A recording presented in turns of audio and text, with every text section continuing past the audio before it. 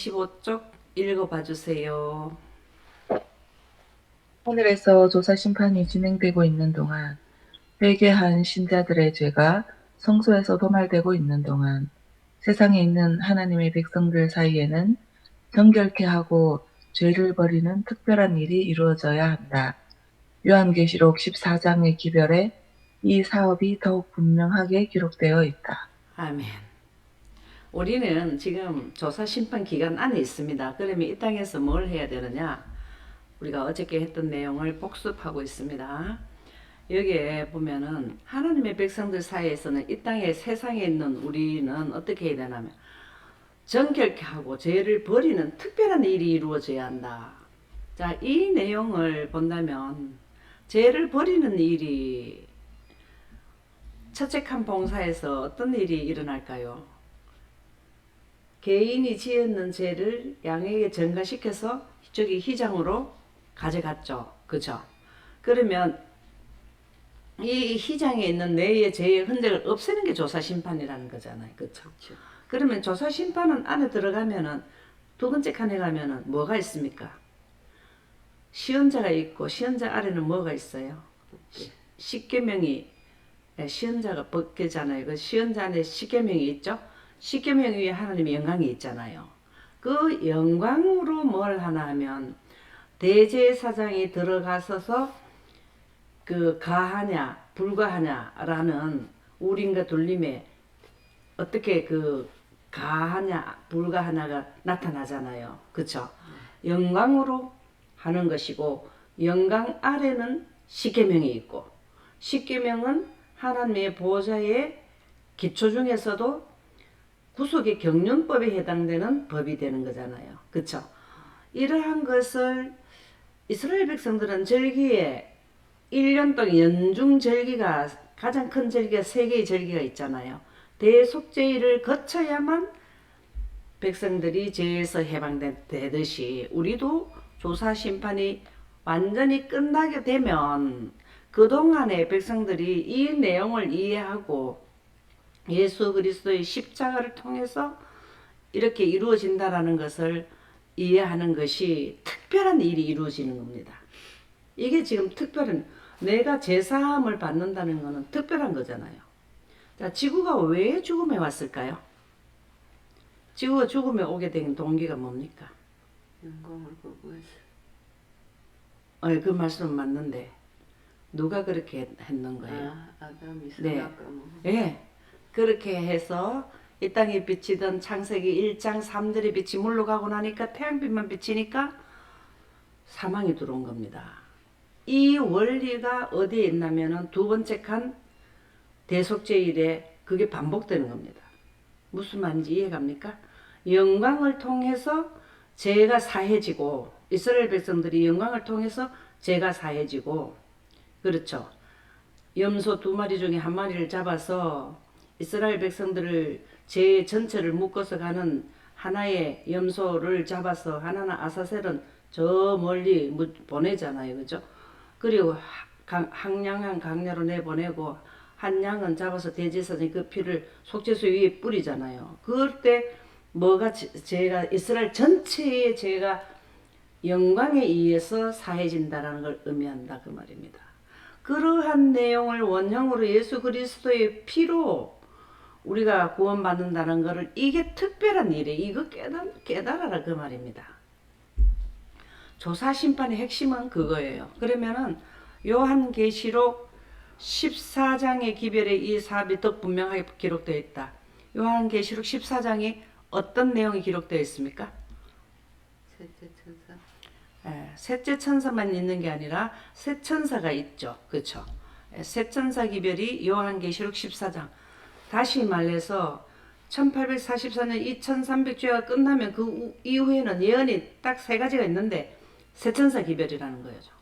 그러면 세천사 기별 첫째, 둘째는 지나갔고 벌써 발표됐고 하나만 남았다. 이 기별이 조사 심판을 설명하는 기별이고 예수님의 재림을 길을 요한 침례 요한이 뭐 했습니까? 그 길을 예수님의 초림을 예비한 자가 됐잖아요. 그러면 우리는 마지막 뭐가 되냐면 엘리야가 되는 거죠. 엘리야가 실제는 엘리야고 구약시대 엘리야고 그 다음에 상징으로는 예수님이 초림할 때 엘리야가 침례요한이죠. 예수님의 재림 전에는 엘리야가 새 천사인데 마지막 전할 자는 엘리야는 셋째 천사가 되는 거잖아요. 셋째 천사 안에 14만 4천인이 형성돼서 나오니까 14만 4천인도 되고 이제 이해 갔죠? 그래서 어저께 했는 거 복습을 했습니다. 그러면 이제 조금 더 두 번째 칸에서 하시는 원형에서 하시는 것을 모형으로 지성소 봉사를 조금 더 확대해서 설명을 해놨는 부조화 선제도 356쪽을 보도록 하겠습니다. 그리스도의 피가 회개한 죄인을 전에는 양을 잡아서 이스라엘 백성들이 율법의 정죄에서 풀어줬잖아요. 근데 우리는 단번에 한 번 돌아가시고 전에는 개개인을 위해서 양이 계속 죽었어요. 개개인이 양을 자기 죄를 전가시킨다는 것은 예수님하고 구원은 개인이라는 의미가 됩니다. 개인간이에요. 개인간. 뭐 내가 뭐 우리 부모가 뭐 열심히 교회 다니 그런 거 없어요. 그래서 율법의 정죄에서 풀어줄 것이었지만 죄를 완전히 없이 하지는 못할 것이었다. 양을 잡아서 제사를 지내는 사람들이 1년에 대속죄일 여기에 보면은 참 좋아요. 여기에 보면은 그 나팔절은 대속죄일이 온다는 것을 먼저 알려주는 거잖아요.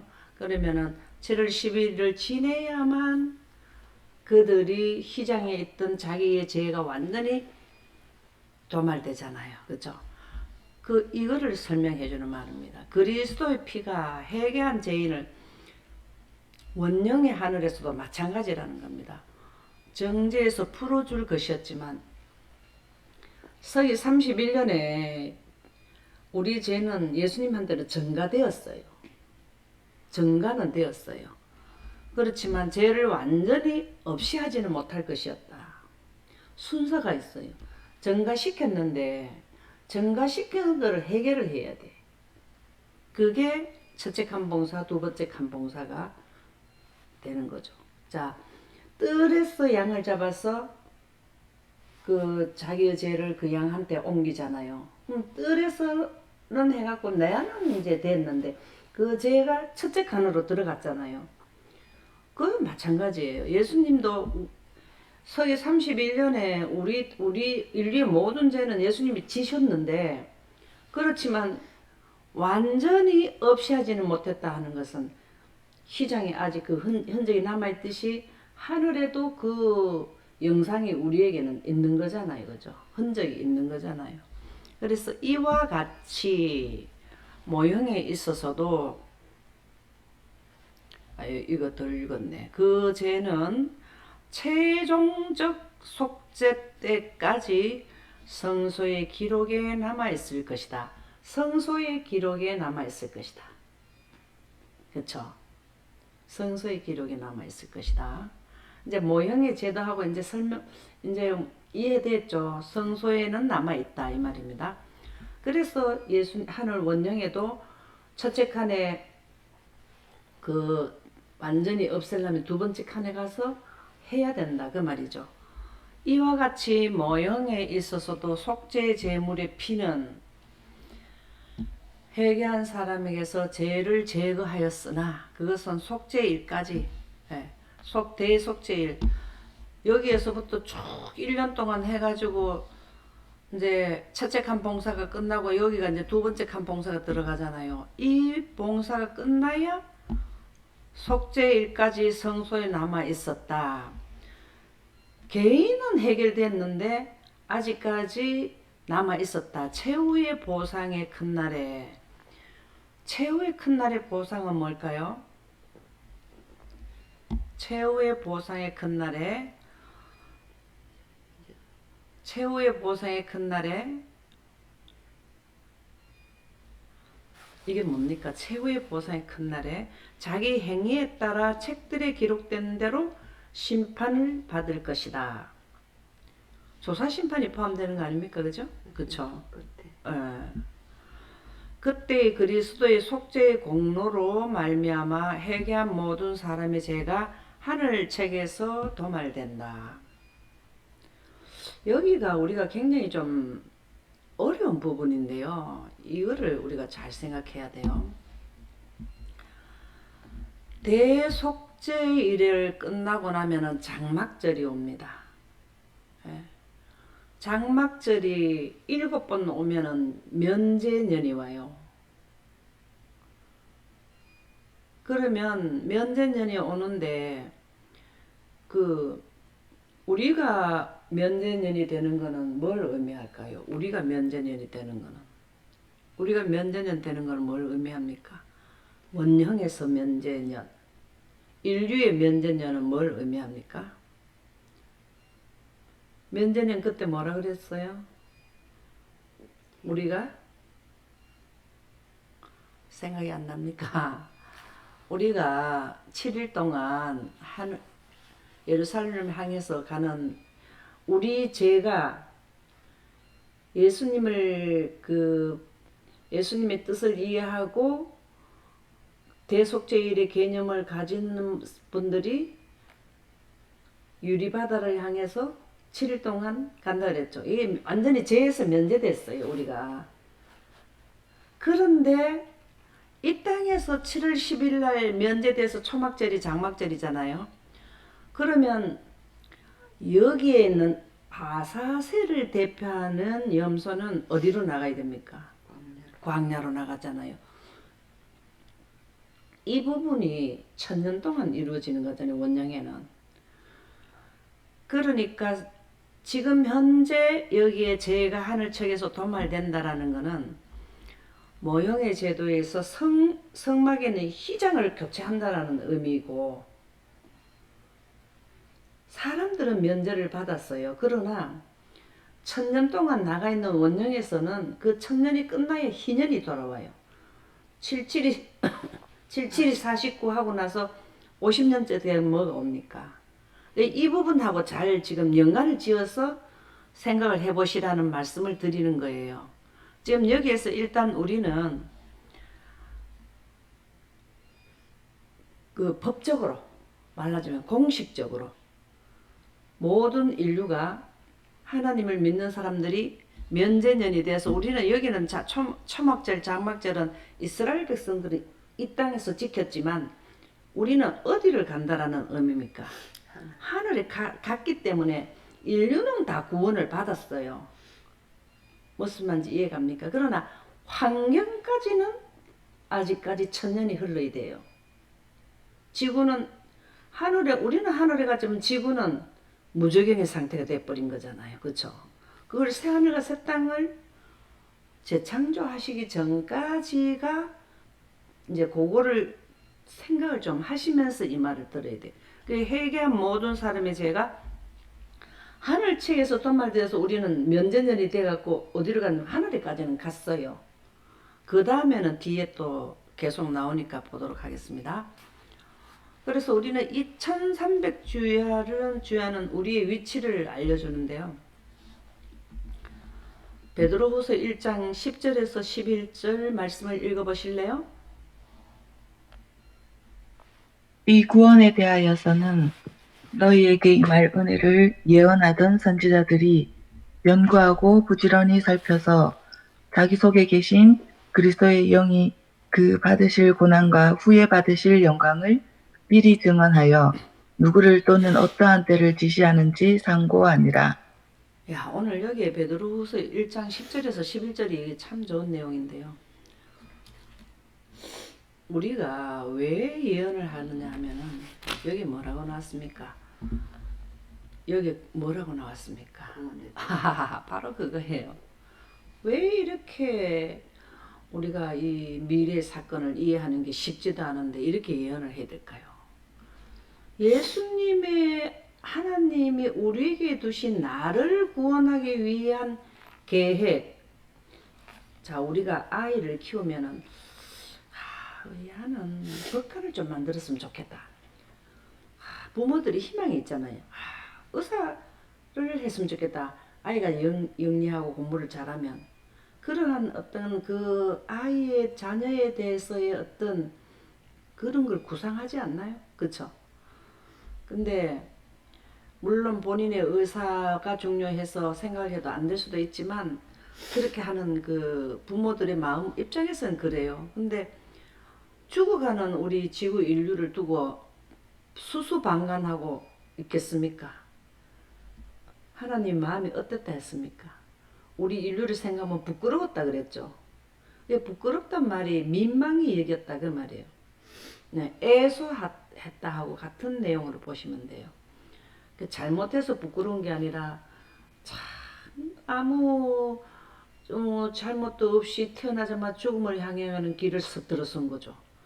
그래서 그걸 해결하기 위해 이 예언을 계획을 하신 것이죠. 그래서 이게 사랑의 율법이고 평화의 의논이에요. 예. 그래서 이 구원에 관한 건 구속의 대경륜이 구원이죠. 너희가 이 말 은혜를 예언하던 선지자들이 구원에 대한 예언을 하게 되면 은혜가 임합니까? 예, 이 은혜는 선물이죠. 무조건 그냥 영생을 우리에게 값없이 주는 거잖아요. 선지자들이 연구하고 부지런히 살펴서 그냥 한 게 아니에요. 여러분들이 저는 다니엘을 너무나 부러워했거든요. 근데 그분이 부러워하려 하면은 다니엘이 했는 것처럼 하면 되잖아요. 그분은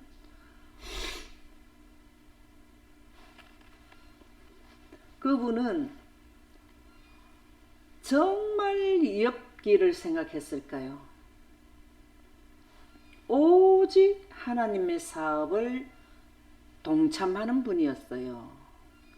하루에 3번 기도해냅니까? 여러분들 무릎 꿇고 항상 예루살렘의 재건을 위해서 그분은 그 예루살렘을 향한 창문을 열어놓고 늘 기도를 하셨잖아요. 그리고 뭐 했어요? 연구하고 부지런히 살펴서 그때 당시에는 다니엘은 무슨 예언을 했을까요? 예루살렘의 회복에 대한 예언을 했겠죠. 공부했겠죠. 그렇죠.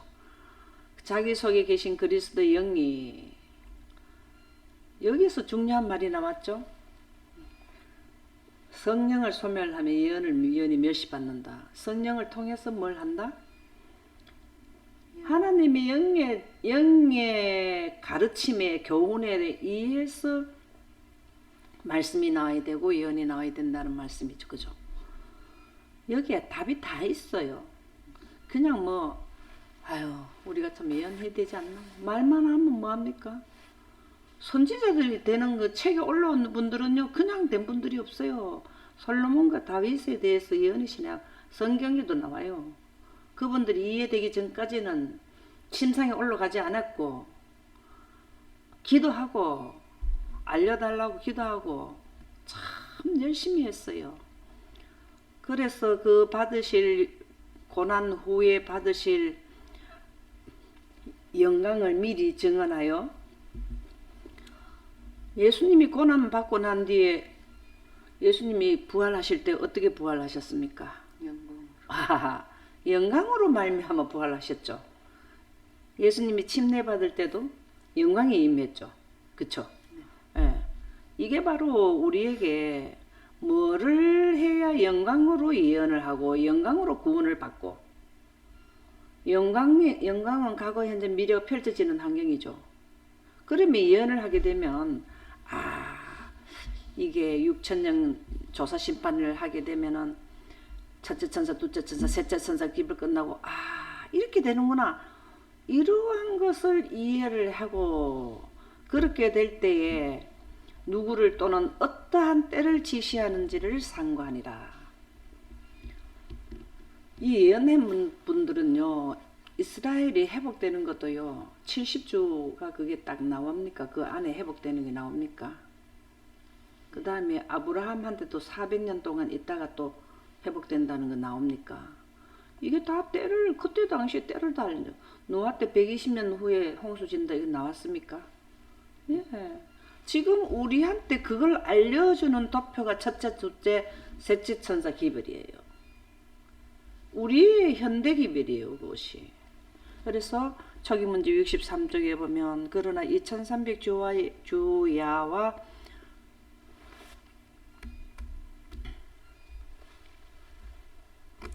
2300 주야와 관련된 성소 문제와 하나님의 계명과 예수의 믿음 등과 같은 주제들은 과거의 재림 운동을 설명해주고 현재의 우리의 위치를 보여주는 동시에 의심하는 자들의 신앙을 일으켜주고 영광스러운 미래를 확증시켜주는데 아주 적절한 것들이다. 자, 세 가지가 나오네요. 2300주야와 이게 그냥 성소 문제 이러면 될 건데 왜 2300주야하고 관계가 있습니까? 2300주야 전에는 초림, 후에는 재림기별, 그리고 성소의 그 우리에게 주는 교훈들, 성막 제도만 이해를 해도 구원에 대한 것은 걱정이 없다. 이 말이에요. 이게 지금. 그 다음에 하나님의 계명과 예수의 믿음. 하나님의 계명이 뭡니까? 우리는 지금 십계명이지만 십계명 안에 네 번째 계명에는 하나님의 우주 영존법이 영광이 기념되어 있죠. 그렇죠? 그러니까 인류를 향한 율법과 영원히 사는 법에 대한 계명을 이해해주고, 그 다음에 예수의 믿음이라는 게 뭘까요? 구속에 대한 아멘입니다. 정확하게 말씀해 주셔서 너무 감사합니다. 예수의 믿음 이르면은요, 구속에 대해 경륜을 의미하는 거예요. 믿음으로 말미암는 의의 기별이 이겁니다. 그래서 이 세 가지 중에 한 가지만 가지고 열심히 해도, 아니면 세 가지를 같이 하면은 굉장히 이해가 빠르겠죠. 그렇죠? 성막 제도와 그 다음에 지성소 안에 있는 법궤의 하나님의 계명과 그 다음에 휘장이 찢어지는 예수 그리스도의 희생의 공로 십자가와 이거를 주제를 딱 같이 묶어서 하면은 이 주제들은 과거의 재림 운동을 설명해주고, 과거의 재림 운동이 뭐예요? 첫째 천사기별, 둘째 천사기별, 재림기별에 선포됐죠. 네. 예. 그럼 남아있는 거는 뭐예요? 현재는? 셋째. 예, 이 말이에요. 첫째 천사기별, 둘째 천사기별을 과거의 재림 운동을 설명해 준다 이 말입니다. 요게 2300주야와 관련된 성막 제도와 하나님의 계명과 예수 그리스도의 희생의 공로를 가지고 하면 2300주야 뒤에 재림에 관한 그 선포가 이미 돼 나왔다라는 거죠. 예, 요거는 새 기별은 현대 기별이고, 셋째 천사 기별은 우리에게 지금 현재 기별이 됩니다. 무슨 기별이라고요? 현재 기별. 예, 현재 기별입니다. 그만큼 우리하고 직결된다라는 내용이죠. 그래서 이렇게 하게 되면은 현재의 우리 위치를 보여주는 동시에 지금 현재 우리는 어디에 있습니까? 첫째 천사기별, 둘째 천사기별이 선포되고 난 뒤에 셋째 천사기별이 선포되는 직전에 있죠. 그렇죠. 그러면은 이 기별이 선포되기 전에, 예언이 선포되기 전에 경고를 먼저 해야 돼요. 예언은 경고를 해야 예언이죠. 그렇죠. 아무것도 모르고 백성들이 그냥 무방비 상태로 있다가 이게 미운 물건이 설 때라는 게 뭐라 그랬습니까? 미륵 법령 내리. 이를 신성서를 주장할 때 국가적으로 법으로 세울 때를 말한다 그랬잖아요. 우리가 여기에 대해서 무방비 상태로 있다가 어떻게 할 거예요? 그래서 예언을 해라는 거죠. 그래서 우리의 현재의 우리의 위치를 보여주는 동시에 의심하는 자들의 신앙을 일으켜줘. 의심한다는 게 무슨 말일까요? 분명치 않게 되면 의심을 하게 되잖아요. 그죠? 그렇지. 그게 셋째 천사 기별이 기준점이 어디에 선지를 몰라. 예를 들자면 첫째 천사 기별이 선포가 되는데 과거에 선포된 것도 공부 안 하면 몰라요. 여기 보면 부지런히 살펴야 나오지. 예언의 신이 이게 나오잖아요. 그러면은 그리고 2300주야로 공부를 하게 되면은 그게 나오잖아요. 그 계시록 14장에 셋천사 기별이 나오게 된단 말입니다. 그러면 현재의 우리의 위치를 보여주는 동시에 의심하는 자들의 신앙을 일으켜주고 명확하면 의심을 하지 않아요. 맞습니까? 네. 뭐가 아직까지 확실하지 않을 때 의심을 하게 돼요. 뭐 사람이 나빠서 의심을 하는 게 아니고 그게 그런지 안 그런지 요번에 우리도 선거했잖아요. 그러면은 발표 전에는 어떻게 될까 궁금하다. 이게 지금 이제 뭐 여당이 우세할까 야당이 우세할까 이제 이렇게 했는 거 이제 발표 나니까 분명해지는 거잖아요. 이런 내용이라는 거예요. 그게 의심하는 거는 분명하지 않을 때 의심을 한다. 그러면은 신앙을 일으켜 준다는 건 뭐예요? 분명하게 설명되지는 명료한 그 기별들이 있다라는 겁니까? 그러면 이게 확실하네. 뭐 우리가 내가 아직까지 이해가 부족해서 그렇지 하나님께서는 다 해놓으셨네. 그래서 신앙이 일으켜진다 이 말입니다. 그렇게 될 때에 영광스러운 미래를 확증시켜 주는데 영광스러운 미래가 뭡니까? 영광스러운 미래가 뭘까요? 구원. 네? 구원. 네, 구원은 언제 받아야 명확하게? 예수님의 재림 때죠, 그죠? 예수님의 재림이 오시기 전 사건에 대한 확증시켜 주는데 아주 적절한 것들. 예수님이 오시기 직전에 어떤 일이 일어나가 세천사 기별만 이해하면은 명확하게 깨닫게 되는 거죠. 세천사 기별이 중요합니다. 이러한 것들이 기별자가 심사숙고해야 할 주요한 주제들인 것을 나는 여러 번 보았다. 한 번 본 게 아니에요. 이 계시를. 기별자가 누굽니까? 기별자가 누구예요? 셋째 천사. 셋째 천사 맞아요. 근데 셋째 천사는 그냥 묶어서 하는 말이고 셋 천사. 자세히 본다면은요. 여러분과 저잖아요. 기별을 누가 합니까? 이 시대에 현재 존재하는 사람들이 하는 거지. 그렇죠. 현재 존재하면서 예언을 이해한 자들이 기별자잖아요. 이게 파수꾼이고 추수꾼이에요. 그리고 지금 현재 제사장 역할을 하는 사람들이 돼버린단 말이에요. 그러면은 여러분과 제가 뭘 해야 되냐면 심사숙고해야 할 주요한 주제들을 드린 것을 이미 200년은 덜 됐죠. 그쵸? 1880 초기문집 쓴 제가 몇 년도는 정확히 모르지만 그때 이렇게 여러 번 보았다라는 것입니다. 이 내용이 마음에 와닿았습니까? 우리에게 주시는 교훈이 무엇인가를 조금 이해가 갑니까? 그죠? 어떻게 해야 되나? 그래서 지성서 4번 백성의 의무를 가르쳐 준다. 그런 대정투 423쪽을 한번 보도록 하겠습니다. 성소 문제는 1844년 실망의 신비를 해결하는 열쇠가 되었다. 실망은 1844년에 성소가 정결하게 된다니까 예수님이 재림한다고 생각했다 그 말이었죠.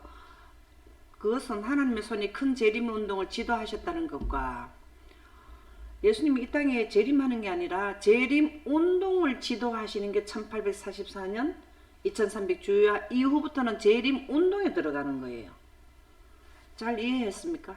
우리는 재림을 준비하는 길을 평탄케 하는 자가 재림 운동하는 자가 파수꾼이고 추수꾼이고 하나님의 백성의 위치와 현재의 의무를 가르쳐 주므로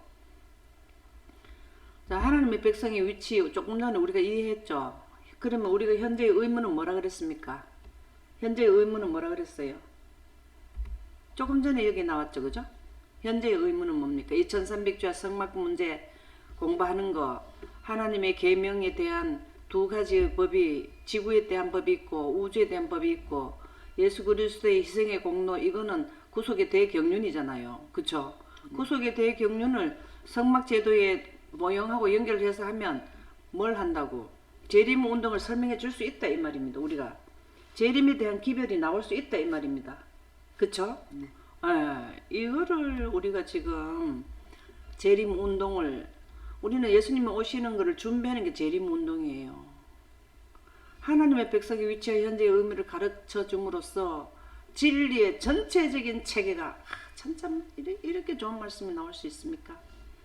진리의 전체적인 체계가 상호 연결되고 조화되어 있다는 것을 밝게 보여주었다. 진리의 전체적인 체계가 뭘까요? 진리의 전체적인 체계가 뭐냐고. 진리의 전체적인 체계. 예, 그 말도 맞는데요. 전체적인 체계라는 것은 6천년을 의미해요. 예언을 말합니다. 예언이 그 진리로 영광에 의해서 예언이 나오잖아요. 영광은 뭡니까? 진리잖아요. 그쵸? 영원에 가는 원칙을 설명하는 진리잖아요. 그래서 이 땅에는 태양빛이 씨앗을 땅에서 이끌어내는 현현시키는 거지만 하늘에 있는 모든 사물들은 하나님의 영광의 빛으로 다 현현돼 나오잖아요. 그래서 영광은 진리고요. 또 성령도 진리고 그 다음에 빛도 진리입니다. 그래서 이 전체적인 체계라는 것은 그 시대마다 예언이 전부 다 합쳐보면 상호 연결되고 조화가 있다는 겁니다. 참 이 내용 너무 좋지 않나요? 진리의 전체적인 체계가 상호 연결되고 그래서 과거의 예언도 하고 현재 내 위치도 알아야 되고 미래 예언을 하게 되면 이게 조화가 쫙 이루어져서 6천년의 대프로그램과 7천년의 대프로그램이 그냥 밝히 보여진다라는 겁니다. 너무 좋지 않나요? 시대의 소망, 대쟁투 이 부분을 이 진리의 전체적인 체계가 진짜 이거는 우리가 꼭 다니엘이나 모든 조상들이 했는 것처럼 부지런히 살펴서 여기 뭐라 그랬습니까? 여기 그냥 살펴라. 부지런히 살펴서 연구해라 그랬죠. 연구해야 될 내용입니다. 시대의 소망 234쪽에 보면 기도하는 마음으로 예언의 말씀을 연구하면 항상 예언을 하나 말씀을 연구할 때는 성령의 도움을 구하는 기도를 하라 그랬어요. 그래야 지도함을 받습니다. 기도하는 마음으로 예언의 말씀을 연구하면 하나님의 축복이 따를 것이다. 아멘입니까? 아멘. 이러면은 예언의 말씀을 연구하면 전체적인 6천년과 7천년의 지구에 둔 구속의 대경륜이 상호 연결되고 조화된다는 것이 밝게 깨달아지게 되는 거예요. 그래서 그리스도의 초림에 대한 기별이 당신의 은혜의 왕국을 공포하였던 것처럼 그의 재림에 대한 기별은 조사 심판 기간에 무슨 기별이라 했습니까? 재림에 대한 기별은 무슨 기별이에요? 예언. 세천사 기별이라 그랬죠. 재림에 대한 기별 이러면 세천사 기별 이렇게 하면 됩니다. 그래서 그의 영광의 왕국을 공포한다. 우리는 지금 영광의 왕국은 예수님이 재림할 때 영광의 왕국에 서는 거잖아요. 네. 예수님이 재림에 대한 기별을 전에 그게 뭐냐 세천사 기별이에요. 세천사. 그래서 이 계시록 14장에 나오네요. 그리고 첫째 기별과 같이 둘째 기별도 그 예언의 말씀에 기초를 두고 있다. 어느 말씀에 기초해야 된다. 진리의 전체적인 체계 안에 첫째 천사 기별, 둘째 천사 기별이 상호 연결되어서 나온다고. 예언의 연결고리가 있어요. 연결 예언이 고리로 연결해서 나온단 말입니다. 그 시작은 에덴에서부터 해서 에덴에서까지 와서 끝나는 겁니다. 이 예언이 에덴에서부터 시작해서 에덴에서 끝난다고. 무슨 말인지 이해 갑니까? 설명 안 해도 쟤는 에덴에서부터 시작되어서 인류 역사가 시작되었고 회복되는 그 에덴 위에 새 예루살렘 지어서 지구에 환원이 될 때 그 인류의 역사가 완전히 끝나게 된다 이 말입니다. 그게 첫째 기별과 같이 둘째 기별도 그 예언의 말씀에 기초를 두고 있다라는 말씀은 진리의 전체적인 체계가 상호 연결되고 조화되어 있다는 거하고 같은 말입니다. 그죠? 그래서 다니엘에게 마지막 시대에 대하여 설명한 그 천사의 말은 마지막 때에 이해하게 될 것이었다. 다니엘 마지막에 관한 기별이 언제부터 나온다고 다니엘에 7장부터 나온다고 그랬죠. 7장에서 12장까지가 이 내용이 마지막 재림에 대한 내용이 기록되어 있다. 오늘은 여기까지 하도록 하겠습니다.